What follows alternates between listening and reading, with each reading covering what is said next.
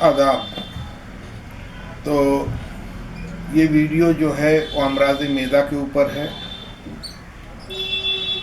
और ज़ोफ़े बाह यानी मर्दाना कमज़ोरी पैदा करने में बहुत बड़ी वजह मैदे की ख़राबी भी होती है। अगर निज़ाम हज़म ख़राब हो गया हो या इसमें कमज़ोरी वाक़ हो गई हो तो मर्दाना कमज़ोरी लाहक हो जाती है। और पिछली वीडियो में मैं बता चुका हूँ कि ये मर्दाना कमज़ोरी है, ये कई तरह की होती है। तो इसमें जो ज़्यादातर मर्दाना कमज़ोरी होती है वो निज़ाम हज़म की ख़राबी यानी मैदे की ख़राबी और मैदे की कमज़ोरी से ही होती है। तो कुछ सिम्टम्स, कुछ अलामात मैं बता देता हूँ। इसमें है एसिडिटी। अगर कोई आदमी एसिडिटी का शिकार है, तेज़ाबियत की ज़्यादती है, बड़े बड़े डकार आते हैं, गला जलता है, सीना जलता है, कभी कभी मुंह में भी आ जाती है ग़िज़ा, तो एसिडिटी किसी भी तरह की हो यानी तो इसमें ज़ोफ़े बाह पैदा हो जाता है। अगर पेट खाली है, खाना नहीं है उसके अंदर, खाली है तो भी गैस बन रही है और पेट जो है फूल के तम्मा हो जा रहा है, या फिर खाना खा लेते हैं, खाना खाने के कुछ देर के बाद में फिर गैस बनने लगती है और पेट फूल के तन जाता है। खाना खाने से पहले यानी भूखे पेट रहते हैं तो भी पेट में दर्द होता है और खाना खाने के कुछ देर बाद भी दर्द होने लगता है। भूख तो लगती है लेकिन शिद्दत की भूख नहीं लगती है। शिद्दत की भूख का मतलब ये हुआ कि जब भूख लग गई तो इंसान ये नहीं देखता कि रोटी बासी है या रोटी सूखी हुई है, चावल से बू आ रही है, दाल खट्टी हो गई है। उसको एक ही मकसद, जो भी मिला लाओ और जल्दी जल्दी पेट भरो। तो उस वक्त उसको कुछ सुझाई नहीं देता है, जो मिलता है वो उसको पेट भर करके खा लेता है। ये भूख शिद्दत की भूख होती है। इस शिद्दत की भूख जब तक इंसान को लग रही हो, इंसान को किसी भी तरह की कोई बीमारी नहीं लगती है और मर्दाना कमज़ोरी तो बिल्कुल उसके पास नहीं आती है। कब्ज़ की शिकायत रहती है अगर, तो भी निज़ाम हज़म में ख़राबी है। चलिए किसी दिन, एक दिन, 2 दिन ठीक ठाक हो गया, लेकिन फिर वही बात है, कभी बिल्कुल नहीं होता है, कभी थोड़ा बहुत होता है, कभी 80% 90% होता है और थोड़ा बहुत रुक जाता है। मैदे की खराबी में या मैदे की कमज़ोरी में एक और मसला पैदा होता है कि इस कंडीशन में ये भी हमारा कल्ब यानी हार्ट भी वीक हो जाता है, हार्ट में भी कमज़ोरी आ जाती है।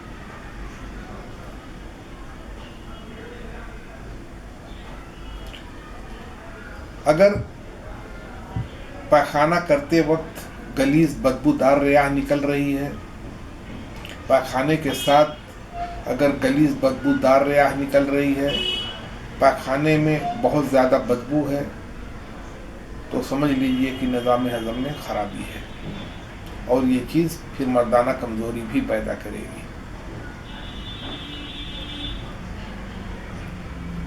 अगर पेट में मरोड़ पैदा होता है, चाहे खाना खाने के बाद मरोड़ पैदा हो, चाहे दस्त के वक्त मरोड़ पैदा हो, दस्त मरोड़ के साथ आए, तो भी ये प्रॉब्लम पैदा हो जाएगी। तो इसके लिए अभी करना क्या है, दवा क्या करनी है? तो दवा, पेट का मसला जो है ये बड़ा कॉम्प्लिकेटेड इशू है, बड़ा कॉम्प्लिकेटेड मर्ज़ है। तो इसमें बताना पड़ता है, सिम्टम्स देखने पड़ते हैं कि मैदे के अंदर क्या हुआ, जूसेस नहीं बन रही हैं जो खाना को हज़म करती हैं, पीएच का क्या लेवल है, कम ज़्यादा तो नहीं हो गया है। तो बहुत सारी चीज़ें देखने के बाद ये तय करना पड़ता है कि इसको कौन सी दवा दी जाए। तो प्रॉब्लम मैदे में भी हो सकती है, इंटेस्टाइन में भी हो सकती है, और अलग अलग, या लीवर में कुछ प्रॉब्लम है वो मैदे को अफेक्ट कर रहा है। तो अलग अलग प्रॉब्लम की अलग अलग दवा होती है, एक ही दवा से सारे प्रॉब्लम नहीं दूर हो जाते हैं। यहाँ मैं आपको मैदे में होने वाली जो आम बीमारियाँ हैं और उसमें इस्तेमाल होने वाली जो आम दवाएं हैं वो मैं आपको बता दे रहा हूँ। तो पहला काम तो ये करिए कि 3 चीज़ों से दोस्ती करिए। अगर आपको पेट का कोई भी मर्ज है तो अल्सर छोड़ करके, अल्सर है तो इस चीज़ को इस्तेमाल नहीं करना है, अल्सर नहीं है तो फिर इसको इस्तेमाल करिए। अल्सर छोड़ करके हर प्रॉब्लम को ये चीज़ सॉल्व करेगी। वो है घी, गाय का घी, काली मिर्च, पुदीना। तो इन तीनों को अपनी डाइट में आप शामिल कर लीजिए, इन तीनों से दोस्ती कर लीजिए। मैदे के 90% बीमारियां आपकी ख़त्म हो जाएंगी। और आंतों में अगर खुश्की पैदा हुई है तो भी ख़त्म हो जाएगी, खाना हजम नहीं हो रहा है वो भी होने लगेगा, वगैरह वगैरह सब प्रॉब्लम दूर हो जाएगा। चलिए एक खाना हजम करने की बहुत ही उम्दा और बहुत ही आसान दवा बता देता हूँ। इसके लिए आपको लेना है सौंठ, और लेनी है अजवाइन, और लेनी है काली मिर्च, और पुदीना सूखा हुआ, आम तौर से मिलता है, हर दुकान पे मिल जाएगी। तो सूखा हुआ पुदीना, पंचांग नहीं लेना है, सिर्फ पत्ता लेना है। और लेनी है आपको सौंफ, हर एक 100-100 ग्राम। इसमें आपको डालना है मीठा सोडा 500 ग्राम। और फिर ये सब पाउडर जब मिक्स कर लेते हैं आप, तब इसमें आपको डाल देना है सत पुदीना 5 ग्राम। मिक्स करके किसी एयर टाइट डब्बे में आप भर करके रख लीजिए। इसकी खुराक है 3 ग्राम, ताज़ा पानी के साथ खाना खाने के 10-5 मिनट के बाद दिन में 3 बार। एक और दवा बता देता हूँ आपको, जो मैदे से रिलेटेड, यानी भूख नहीं लगना, खाना हजम नहीं होना, कब्ज वगैरह सबको दूर कर देती है। तो हम लोगों के घरों में बरसों सैकड़ों साल से ये चीज़ें इस्तेमाल में होती चली आ रही हैं, वो आपको बता देता हूँ। इसके लिए लेना है आपको जीरा, सौंफ, मेथी, काला नमक, मीठा सोडा, सनाए पत्ती, अजवाइन। ये सारा लेना है आपको 50-50 ग्राम। काली हरड़, यानी जिसको हमारे यहाँ हर्रे बोलते हैं, ये लेनी है आपको 100 ग्राम। और हींग असली आपको लेनी है 20 ग्राम। अगर असली नहीं मिले, पाउडर मिलती है, बंधानी हींग वगैरह जो एक पाउडर आता है, तब तो आपको लेना है 50 ग्राम। और अगर असली मिल जाती है तो 20 ग्राम। सबको पाउडर बना करके आपको हिफाजत से रख लेना है। इसकी खुराक है चाय का चमचा, 1 चाय का चमचा खाना खाने के बाद। 1 चाय चमचा को पूरा भरेंगे तो 2 चमचा हो जाता है, इसलिए चाय के चमचे को लेवल में रखिए। दवा चाय के चमचे के लेवल में होनी चाहिए। तो खाना खाने के बाद दिन में 3 बार ताज़ा पानी के साथ इसको लेना है। अगर थोड़ा हल्का गर्म, नीम गर्म पानी से लेते हैं तो और अच्छा है, नहीं तो ताज़ा पानी भी चलेगा। कुछ और दवाएं बता देता हूँ।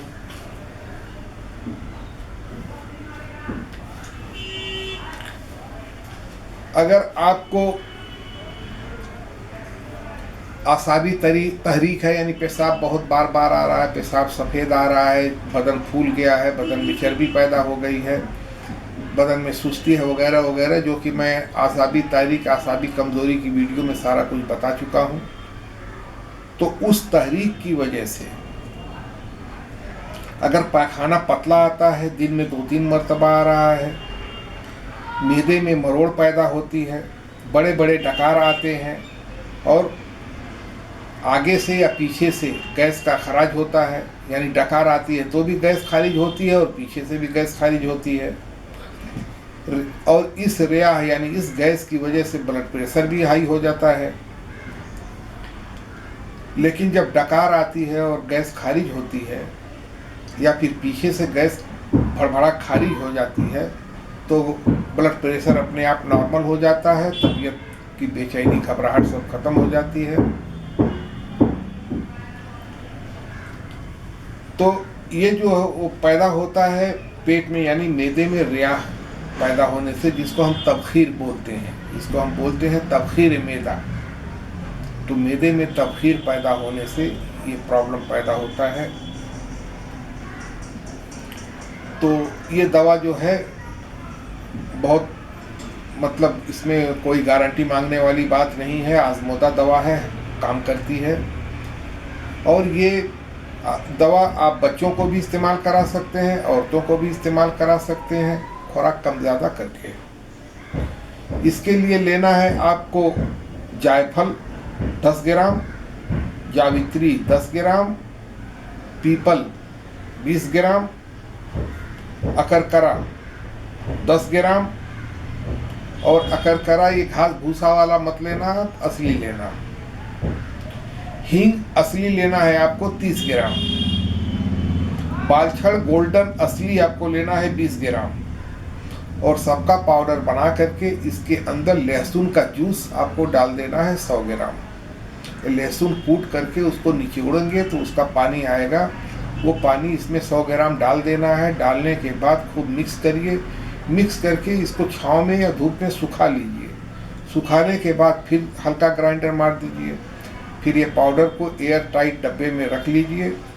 इसकी खुराक है 1 ग्राम से लेकर के 3 ग्राम तक, यानी मर्ज के ऊपर है। मर्ज अगर हल्का फुल्का है तो 1 ग्राम, मरीज अगर दुबला पतला है कमज़ोर है तो 1 ग्राम। तो 1 ग्राम से लेकर 3 ग्राम तक इसकी खुराक है, ताज़ा पानी के साथ दिन में 3 मरतबा। और अगर मिर्गी है या बच्चों वाले को मिर्गी है तो इसमें भी ये बहुत काम करती है। ऐंठन है, अकड़न है, अगर जिस्म अकड़ गया है या बच्चे का जिस्म है कहीं ऐंठ गई है नस, कहीं अकड़ गया है बदन, तो 2 ग्राम ये खिलाएंगे पानी के साथ, हल्के गर्म पानी के साथ, तो फौरन फायदा कर देती है।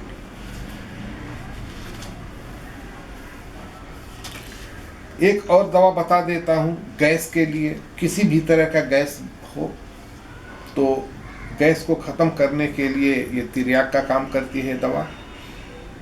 इसके लिए लेना है आपको ज़ीरा सफ़ेद 30 ग्राम, बड़ी इलायची का दाना 10 ग्राम, सूखा आंवला कटा हुआ उसकी गुठली दूर की हुई 10 ग्राम, सौंठ लेनी है आपको अच्छी वाली सौंठ 30 ग्राम, दालचीनी आपको लेनी है 10 ग्राम, छोटी इलायची का दाना लेना है 10 ग्राम, काली मिर्च लेनी है 30 ग्राम और स्याह ज़ीरा लेना है आपको 10 ग्राम। सबका पाउडर बना करके आप रख लीजिए। तो इसकी खुराक भी वही है 1 ग्राम से लेकर के 3 ग्राम तक। तो ज़्यादातर मरीज़ों को 1 ही ग्राम 1.5 ग्राम दिया जाता है, ये इससे फ़ायदा हो जाता है। लॉन्ग टाइम के लिए इसको रखना है बना करके, तो एक काम करिए कि इसमें 1 किलो शहद मिला दीजिए। 1 किलो शहद को गर्म करके पका करके और उसका कचरा साफ करके और उसमें इस पाउडर को डाल करके खूब मिक्स करके रख लीजिए।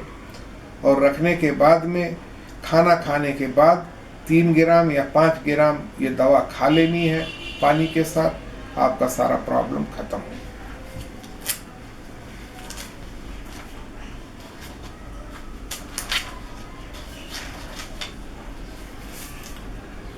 एक और बता देता हूँ दवा। तो ये दवा अगर पैखाना सख्त आ रहा हो, पैखाना थोड़ा थोड़ा कट कट करके आ रहा हो, पैखाना के साथ गर्मी भी महसूस हो रही हो, पैखाना पूरा नहीं निकल रहा है, आधा तिया निकल रहा है, आधा बच जा रहा है, वगैरह वगैरह, प्यास बहुत ज़्यादा लगती हो, बदन सूख रहा हो, तो भूख खत्म हो गई हो, भूख नहीं बिल्कुल नहीं लगती हो, तो आप एक काम करिए, इसके लिए आपको लेना है सौंठ, मीठा सोडा 50-50 ग्राम, नौसादर ठीकरी, काली मिर्च, पीपल और बड़ी इलायची लेना है 10-10 ग्राम। सबको पाउडर बना करके रख लेना है। इसकी खुराक वही है 2 ग्राम या 3 ग्राम ताज़ा पानी के साथ दिन में 3 बार खाना खाने के बाद।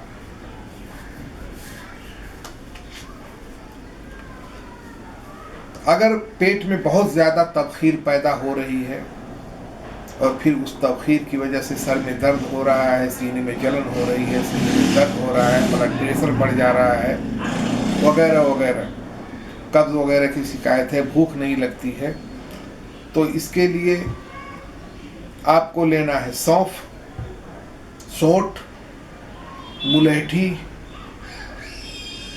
बड़ी इलायची का दाना 50-50 ग्राम, हर एक 50 ग्राम। और फिर इसमें डालना है नौशादर, काली मिर्च, काला नमक और नमक लाहौरी, हर एक 25 ग्राम, 25-25 ग्राम ये सब डालना है। सबको पाउडर बना करके हिफाजत से रख लीजिए। इसकी खुराक है 3 ग्राम, 2 से 3 ग्राम।